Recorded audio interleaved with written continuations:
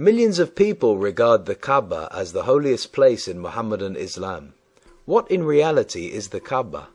In Arabic, it means a cube, stele, Bet El. The historical records show no evidence whatsoever that it was at any time but a house of idolatry, and was never associated with monotheism until the advent of Muhammad.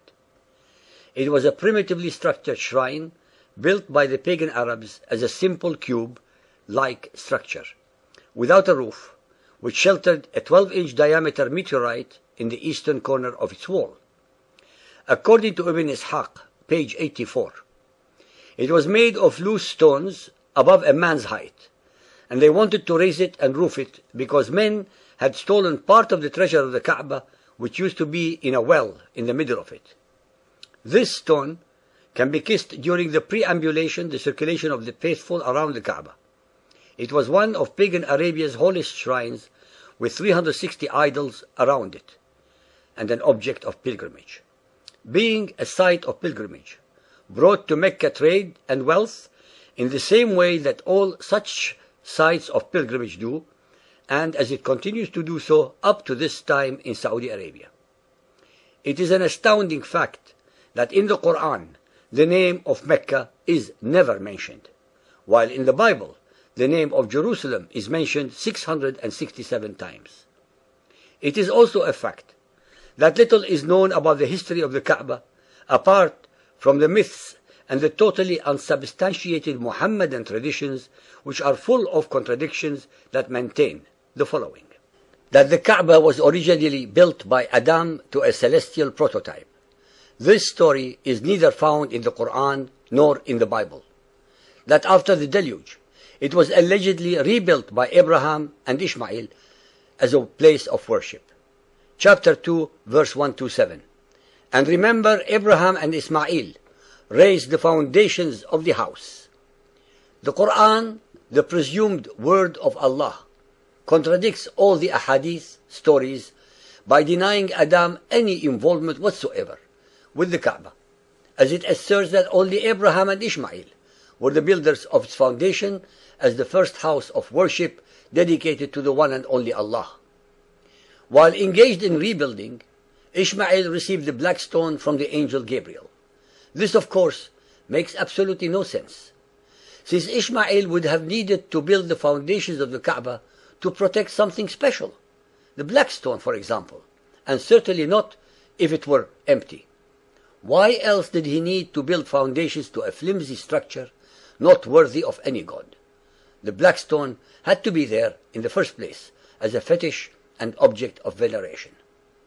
Since Abraham and Ishmael were monotheists, and Abraham already, according to the Muhammadan traditions, destroyed the idols of his father, why would he and Ishmael build a shrine for another idol such as a meteorite?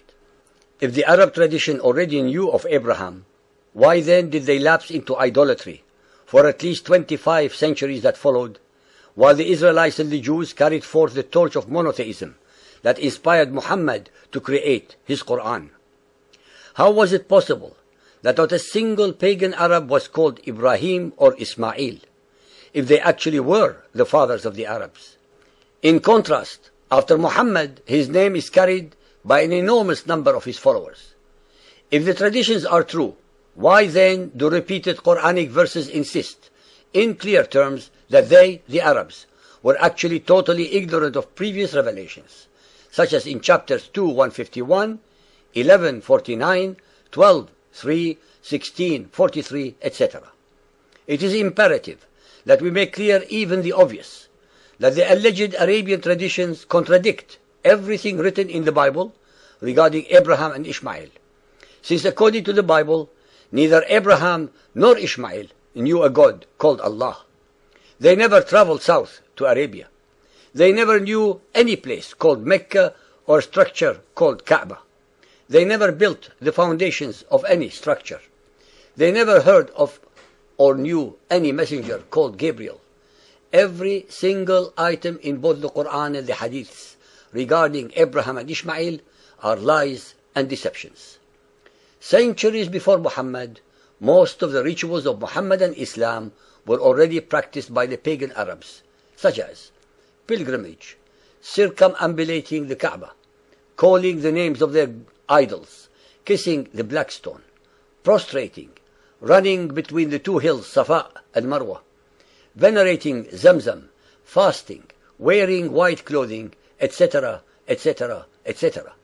In reality, Muhammad simply incorporated all the pagan rituals, traditions and fetishes of the pagan Arabs and Islamized them to give his cult legitimacy, a sense of identity and an image of uniqueness, so that he made it easier and less stressful for his brother Arabs to move from idolatry and paganism to his brand of monotheism by continuing the practices of their pagan fathers.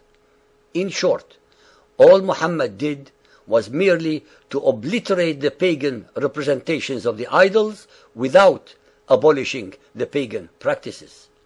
Muhammad's quarrel with his Quraysh tribe was not because they did not believe in Allah, which they obviously did, but because they associated other gods and goddesses with him. The same Muhammad, who went into paroxysms of rage and disgust that filled the Quran at the idol worshipping of his tribe, the Quraysh, did not hesitate for one moment to incorporate every facet of their traditions and fetishes into his new cult without shame or remorse.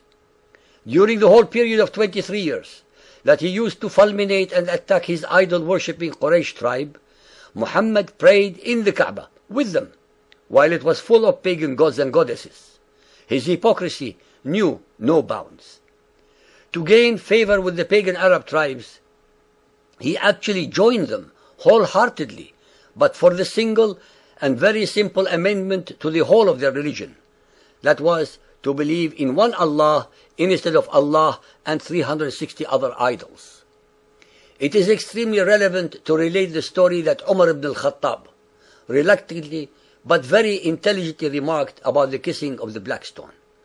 In Bukhari Hadith 2.667, he remarked, "I know that you are only a stone, that neither helps nor hurts. And if the Messenger of Allah had not kissed you, I would not have kissed you." Then he kissed it. It is very revealing that although Umar knew that the gesture was empty and false, he nonetheless copied Muhammad in kissing the stone.